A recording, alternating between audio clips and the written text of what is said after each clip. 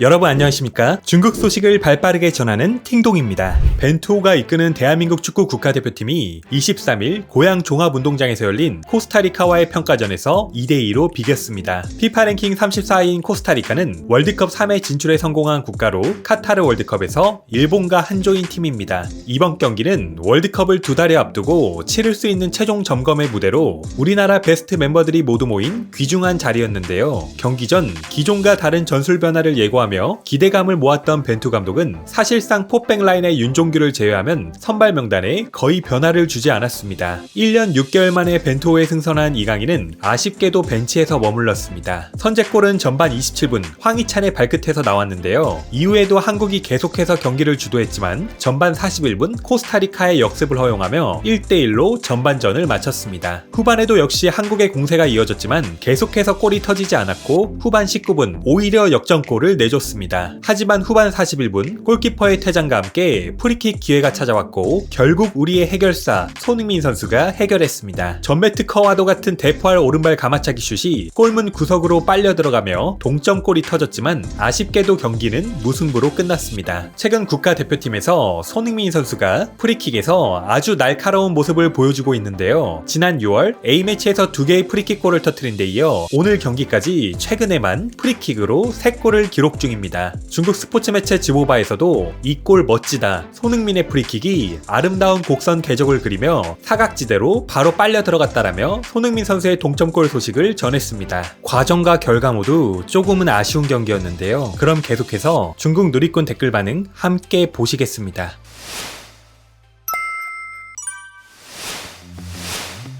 이 시간대 완전 좋다. 게다가 손흥민의 활약을 볼 수 있다니. 한국 몸값이 코스타리카의 10 몇 배인데 한국이 이긴다. 중국 대표팀이 없으니 한국 대표팀 응원한다. 어쨌든 모두 동아시아 팀이고 이웃이잖아. 이 선발 라인업 부상이 나오지 않으면 월드컵 한국 대표팀 선발 라인업이겠네. 자구영이랑 이강인은 선발 자격이 없어. 쓰리황, 쓰리김, 원소니네. 포김이야. 두 월드컵 축구팀 한국 완승. 이강인이 핵심 스쿼드라고 하지 않았어? 왜 후보로 바뀐 거야? 좋다 좋아. 손흥민 매경기 무조건 봐야지. 골 넣으면 좋겠다. 하지만 난 손흥민의 팬이 아니지. 정말 이상하군. 이강인 왜 선발이 아닌 거야? 조규성이 안 보이는 것 같은데? 피지컬이면 피지컬, 기술이면 기술 다 있네. 하하, 김민재 보러 왔다. 한국 파이팅, 아시아의 빛. 벤투가 또 헛소리를 했네. 권창훈, 윤종규 이 두 명이 선발이라니. 동아시아 때 그딴 수준으로 플레이했는데 선발로 나오게 하다니. 우리 루넝에 소뇽은 없는 거야? 황희찬은 국대에서 확실히 최고네. 6월 A매치 경기에서도 폭발적인 슈팅으로 골을 넣었었지. 볼 스피드도 빨랐어. 기억이 생생하다.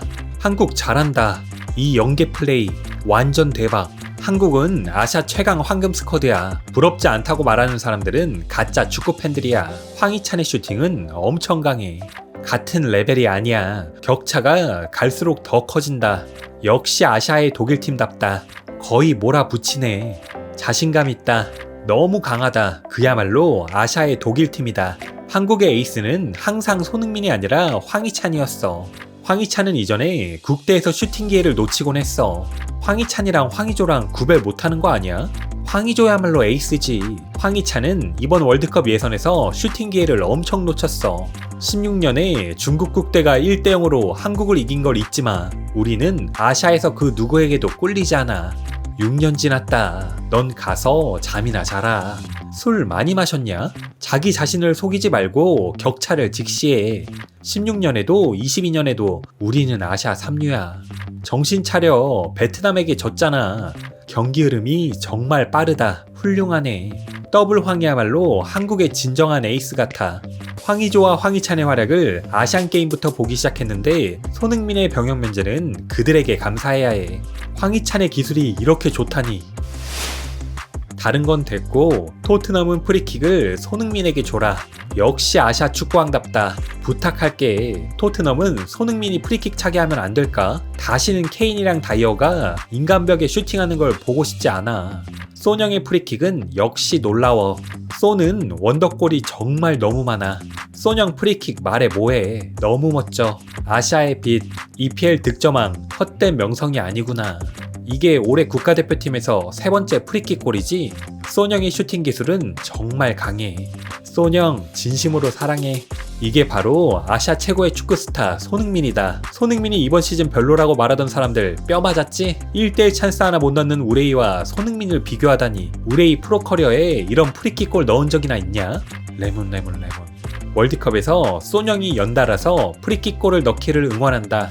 역시 아시아 넘버원 형님, 이 골 퀄리티 정말 높다. 이게 바로 월드클래스 축구 스타지. 아시아의 빛 손흥민 쩔어. 비록 한국은 싫어하지만 손흥민의 능력은 확실히 할 말이 없어. 아시아 넘버원 명실상부하다. 쏜영이 A매치 7경기에서 프리킥으로 직접 3골을 넣었어. 항상 중거리 원더골을 넣는 손흥민의 발기술로 봤을 때 난 토트넘에서 손흥민이 직접 프리킥을 차야 된다고 생각해. 골키퍼가 어떠한 방법으로도 막을 수가 없었다.